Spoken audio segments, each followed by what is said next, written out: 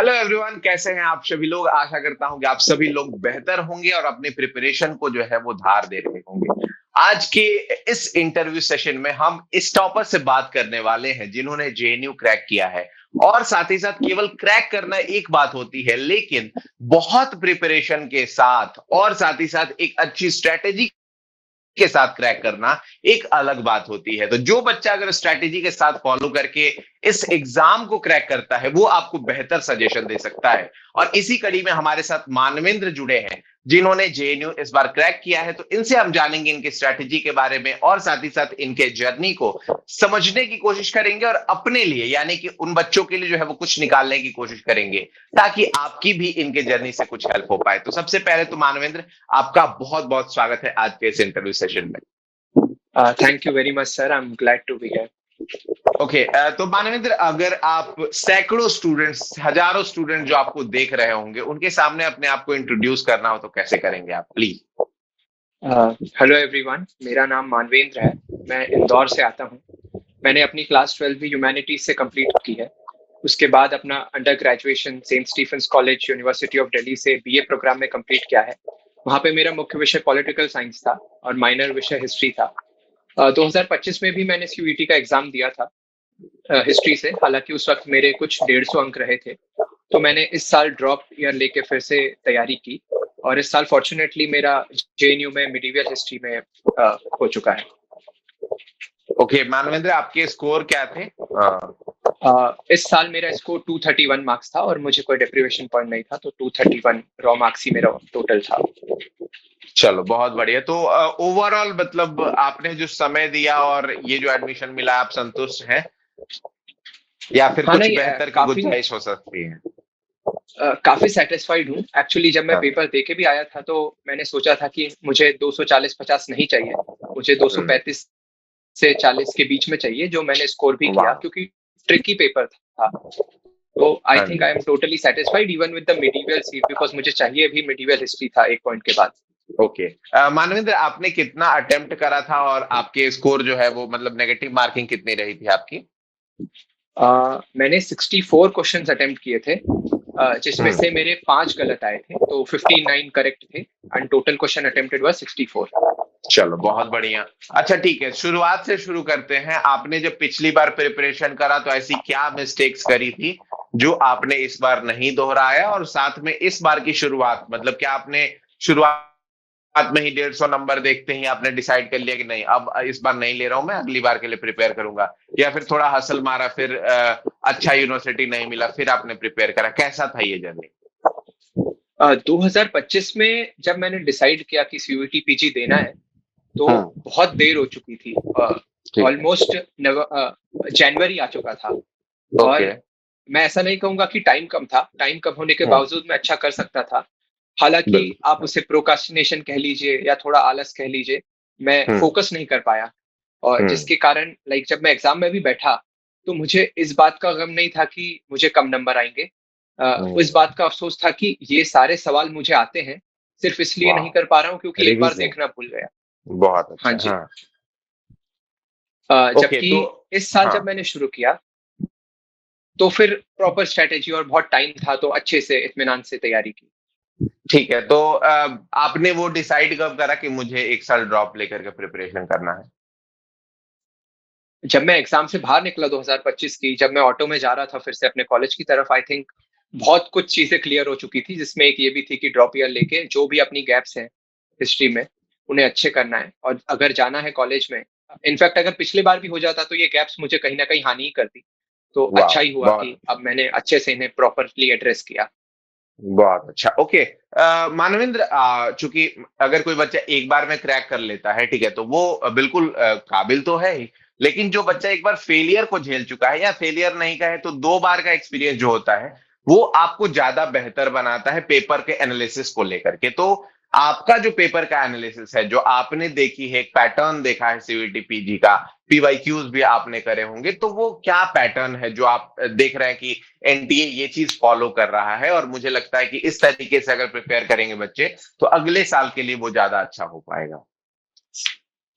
Sir, अगर आप previous year questions देखें और इस साल का भी देखें तो हल्का सा एक ट्रिकी है पेपर, क्योंकि वो बच्चा जिसे थोड़ा बहुत नॉलेज है उसे लगेगा कि बहुत इजीली कर सकते हैं क्रैक, लेकिन चूंकि मैं पूरे साल भर पढ़ा, उसके बावजूद अगर मैं लाइक 60 क्वेश्चन ही अटेम्प्ट कर पा रहा हूँ, तो कहीं ना कहीं वो चाहते हैं कि बच्चे फंसे इस चीज में कि आप ज्यादा अटेम्प्ट करें। तो मेरे एक्सपीरियंस से तो यही है कि पेपर बहुत एट टाइम्स आपको रैंडम टर्न ले लेगा। अब कौन सी फिल्म ने कौन सा कब अवार्ड जीता, इसके चक्कर में आप पड़े रह गए तो डलहौसी ने कब कौन सी रियासतें हड़पी वो भूल जाएंगे। बहुत तो बढ़िया। आप बेसिक नॉलेज यही है, मतलब बेसिक मेरा आइडिया और सबको सजेशन यही है कि जो आपकी कोर बुक्स हैं, वो कोई भी कोर बुक्स हो, उन्हें उन पे आप स्ट्रेस दीजिए, और ये जो रैंडम क्वेश्चन ये होते ही छोड़ने के लिए हैं, इन पे अपना समय जाया करने से मुझे नहीं लगता कोई ज्यादा बेनिफिट है। ठीक है। मानवेंद्र, अब हम बात करेंगे एक रोड मैप की, गाइडलाइन की, जो आप बताना चाहते हैं कि देखो ऐसे ऐसे जो है वो आपका तरीका होना चाहिए। इसमें दोनों बच्चों के लिए आप थोड़ा कंसिडर करिएगा। कुछ बच्चे ऐसे हैं जो कि अभी ग्रेजुएशन के दौरान ही प्रिपेयर कर रहे हैं फर्स्ट टाइम, और कुछ बच्चे जो हैं वो ड्रॉप लेकर के भी प्रिपरेशन कर रहे होंगे। तो इन दोनों की जर्नी कैसे अलग होती है? क्योंकि मुझे लगता है कि अगर आपने ड्रॉप लिया है तो केवल आपका मकसद सीयूईटी पीजी नहीं होना चाहिए, बल्कि जो आपका मकसद था कि हिस्ट्री के जो जानकारी है उसको मजबूत करना, वो जो है वो आपका मकसद होना चाहिए। तो एक बार प्लीज बताइए कि क्या रोड मैप है, कौन से बुक्स फॉलो करें, कब जो है वो टेस्ट लगाने चाहिए, किस तरीके का प्रोसेस होगा ये? इस क्वेश्चन को मैं 2 सेक्शन में एड्रेस करता हूँ। पहला ग्रेजुएशन वाले स्टूडेंट्स के लिए, अगर आपका लाइक करंटली आप अंडर ग्रेजुएशन में है, तो आई गेट इट कि लास्ट ईयर है और आपकी कोर्स का भी पढ़ाई है, सीयूईटी का भी है, तो मैं उन्हें यही सजेस्ट करूंगा कि आप अपना बेस स्ट्रॉन्ग करें। अगर आप नोट्स नहीं भी बना पा रहे हैं, तो एटलीस्ट आपकी बुक्स की बेसिक रीडिंग करें। अगर उपिंदर सिंह नहीं पढ़ पा रहे हैं तो आर.एस. शर्मा पढ़ें, सतीश चंद्रा पढ़ें, बिपिन चंद्रा पढ़ें, और इसके बाद रिपीटेटिव रिविजन्स करें। अगर लाइक एनसीईआरटी तो पढ़ी जा सकती है, भले आप पे कम समय हो, एनसीईआरटीज पढ़ें, और फिर हिस्टोरिका के इतने सारे जो टेस्ट सीरीज हैं, रिवीजन सीरीज हैं, अगर इन्हें भी अच्छे से कर लिया जाए और क्वेश्चन को समझ के जो ट्रिकी क्वेश्चन है उन्हें छोड़ के अगर एग्जाम दिया जाए, तो आई थिंक क्रैक किया जा सकता है पहली बार में ही, और अच्छे नंबर के साथ किया जा सकता है। और सेकेंडली, जो ड्रॉप ईयर ले रखे हैं, उनका ये मकसद होना ही नहीं चाहिए कि मुझे नंबर लाने हैं। उनका मकसद ये होना चाहिए कि मैं जितना अच्छे से समझ सकता हूं अपने विषय को, उतना अच्छे से समझूं, नंबर अपने आप आ जाएंगे। और सिर्फ यही है कि आप नोट्स भी बना लीजिए इन फ्यूचर, अगर आप यूजीसी भी देंगे, यूपीएससी भी देंगे, तो उस तरह से प्रिपेयर करिए कि मुझे हिस्ट्री एज अ सीयूईटी के लिए नहीं पढ़ना है, as like my domain subject के तौर पे पढ़ना है। तो इन डेप्थ जाइए, रिविजन करिए, नोट्स बनाइए, रिपीटेटिव रिविजन्स करिए। ठीक है।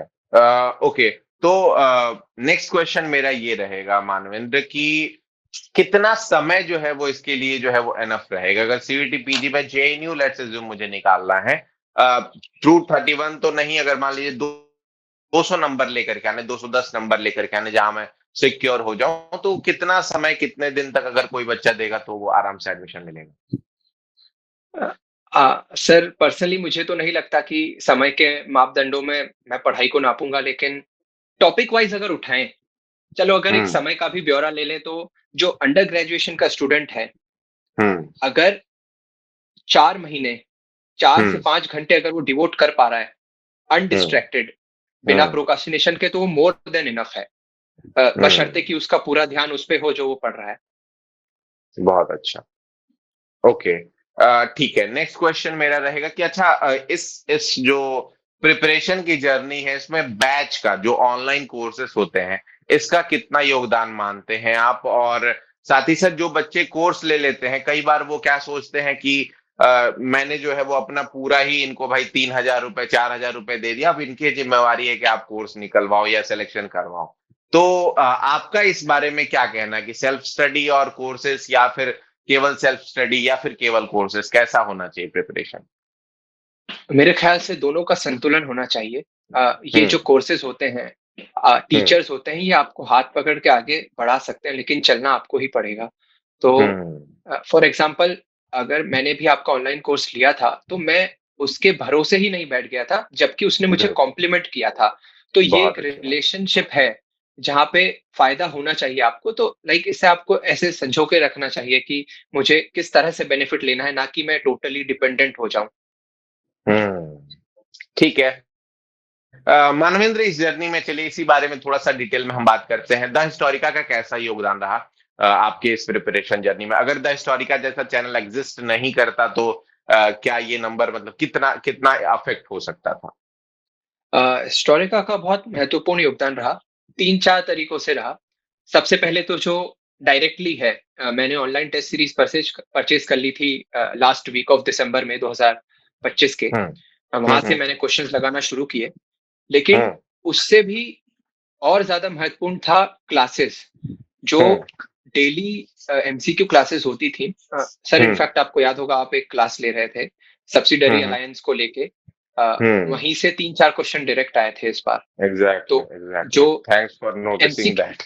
हाँ, हाँ। जो डेली क्लासेस होती हैं, उनके ही अगर आप नोट्स बनाएँगे, उससे भी हम्म। बहुत ज़्यादा फ़ायदा था। उसके हम्म। बाद जो इन्फॉर्मेटिव क्लासेस होती हैं, जहाँ पे आप सिर्फ़ एक पर्टिकुलर चीज़ के बारे में इन्फॉर्म कर रहे हैं, एग्ज़ाम्पल के तौर पे हिस्टोरियोग्राफी हो गई या हम्म। एंशिएंट सोर्सेज़ हो गए, या कुछ-कुछ हम्म। बहुत ट्रिकी चीज़ होती है जैसे दिल्ली सल्तनत की क्रोनोलॉजी, तो वो सारी हम्म। क्लासेस अवेलेबल हैं आपके चैनल पे। हम्म। उसके हम्म। अलावा एक साइकोलॉजिकल भी आपको एक सपोर्ट रहता है, बिकॉज़ हम्म। जब इतना वास्ट सिलेबस हो, तो हमेशा आपके मन में यही चलता रहता है कि मैं कैसे रिवाइज़ कर पाऊँगा, और कर भी पाऊँगा एग्जैक्ट। तो क्या इतना इन डेप्थ में मिलेगा? बिकॉज़ जो स्टैंडर्ड बुक्स आती हैं, जो लाइक हम्म। मार्केट में मिलती हैं, या हम्म। तो उनके क्वेश्चंस बहुत शैलो हैं, या हम्म। मतलब उनका लेवल मैच नहीं कर पा रहा है सीयूटी पीजी ट्रू, से। ट्रू, तो आपकी ट्रू। टेस्ट सीरीज़ का वो लेवल है कि हम्म। सीयूटी पीजी से भी मैच करेगा, और अगर नहीं भी करेगा तो वो इन्फॉर्म ही करेगा।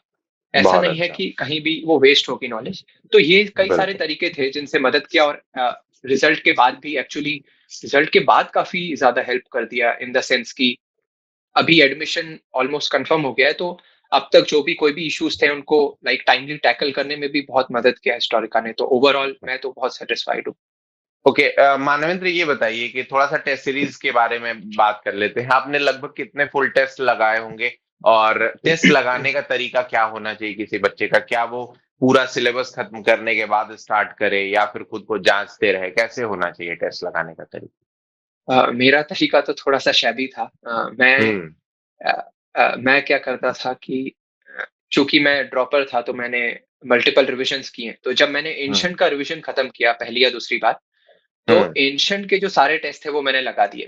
मैं नंबर नहीं देख रहा था, और ये आपको भी नहीं हम्म। देखने, क्योंकि वो क्वेश्चन डीप होंगे और उनसे हताश बहुत भी नहीं अच्छे। होना है।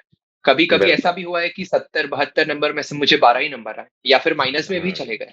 लेकिन हम्म। मैं नंबर नहीं देख रहा था, मैं जो क्वेश्चन में इन्फॉर्मेशन दे रखी थी वो देख रहा था, मैं हम्म। स्टोर कर रहा था सबकॉन्शियसली। सेम हम्म। मैंने मिडीवेल के साथ भी यही किया, मिडीवेल कंप्लीट किया, एंड उसके बाद मिडीवेल के सारे टेस्ट लगा दिए मैंने। कुछ-कुछ तो डायनेस्टी ऐसी थी जिन्होंने मैंने छुआ भी नहीं था जिनको, फिर भी वो मैंने लगा दिए। क्योंकि फिर मैंने जी। बाद में हल्का-सा पढ़ा भी उनके बारे में, ऐसा नहीं है। हम्म। हम्म। और फिर हम्म। फुल लेंथ टेस्ट तो मैंने आखिरी 5-6 दिन में ही लगाए थे। हम्म। और मतलब मैं सुबह से स्टार्ट करता था और शाम तक 4-5 लगा देता था रिविजन्स के बीच में। वाह, ओके।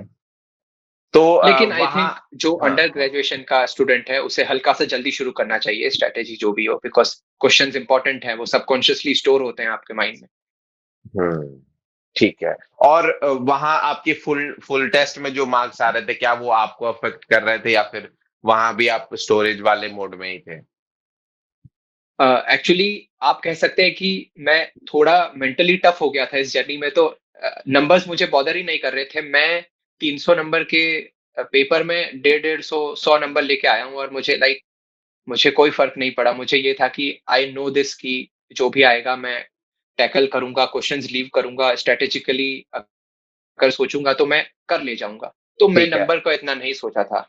औ और एक चीज़ और मानवेंद्र, कि ये जो प्रिपरेशन मतलब टेस्ट देना होता है, इसमें एक बहुत महत्वपूर्ण चीज़ होती है टेस्ट को एनालिसिस करना। तो क्या आप वो काम करते थे क्या? सॉल्यूशंस देखना, उसमें कहाँ से वो क्वेश्चन्स आए हैं, उसके जो ऑप्शंस हैं, टाइम मैनेजमेंट है, ये सब चीज़ें आप देखा करते थे? मुझे तो ऐसा लगता है कि टेस्ट देने के बाद ये सबसे ज़्यादा इम्पोर्टेंट चीज़ है करने की। भले आप हुँ, टेस्ट आधा-अधूरा छोड़ दें, लेकिन ये अधूरा नहीं छोड़े, वरना उसका कोई महत्व नहीं रह जाता। मैं हुँ, बिल्कुल यही करता था।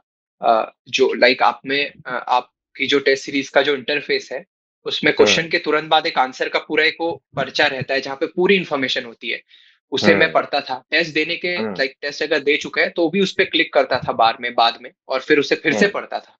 तो लाइक टेस्ट के भी 1-2 रिविजन कर लिए थे। ओके, चलो बहुत बढ़िया। Okay, at the end of the interview आप जो अगले साल के बच्चे हैं उनको ओवरऑल आप क्या बताना चाहोगे? जैसे कुछ गुरु मंत्र होता है, आपने भी कुछ टॉपर्स के देखे होंगे जो कुछ बात आपके मन में स्टक कर गई होगी कि हाँ यार, ये जो सीनियर थे वो बहुत अच्छा मुझे बताए थे, तो उस तरीके की कुछ बात आप बताना चाहोगे क्या चलते चलते? मैंने इस पूरी जर्नी में एक चीज रियलाइज की है, अगर आप इंस्टीट्यूशन के पीछे भागोगे तो इंस्टीट्यूशन में जाके बोर हो जाओगे। अगर आप सब्जेक्ट के पीछे भागोगे तो आप एक्साइट होगे। और आई थिंक आपको सब्जेक्ट के पीछे भागना चाहिए बजाय जेएनयू के। बहुत अच्छी बात है। और दूसरा एक मेरे अब तो खैर सीनियर हो गए मिराज, उन्होंने कुछ बुक्स रिकमेंड की थी और मतलब मेरा भी यही सजेशन रहेगा कि अगर आप लाइक इतिहास पढ़ते हैं तो अपनी आसपास की चीजों में भी ढूंढिए, कविताओं में ढूंढिए, शेरों में ढूंढिए, किताबों में ढूंढिए। ये मेरे पीछे तस्वीर है, इसमें भी इतिहास है, तो लाइक उसको लिव कीजिए।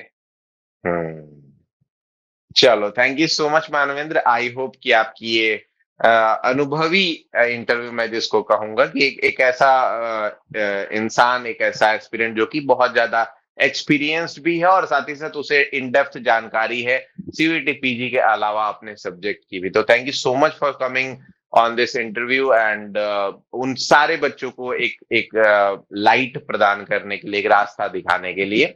आप सभी बच्चों का भी बहुत बहुत धन्यवाद इस इंटरव्यू को पूरा देखने के लिए, और साथ ही साथ अपने लिए कुछ ना कुछ जो चीजें आपने इस इंटरव्यू से ली होंगी वो आप जरूर कमेंट बॉक्स में बताइएगा।